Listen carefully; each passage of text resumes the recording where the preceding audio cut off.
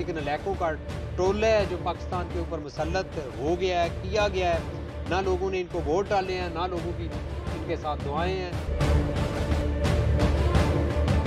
देखें ये चोर मचाए शोर। सबसे पहले इमरान खान साहब कह रहे थे जी शो ऑफ हैंड के तहत। भाई देखो तुम कोई पार्लियामेंटेरियन हो, तुमने तो कोई सूबाई असेंबली में नहीं रहे, तुम मरकज का नहीं चलाया, तुमने मिनिस्ट्री नहीं चलाई, तुमने जिला नहीं चलाया, तुमने सूबा नहीं चलाया।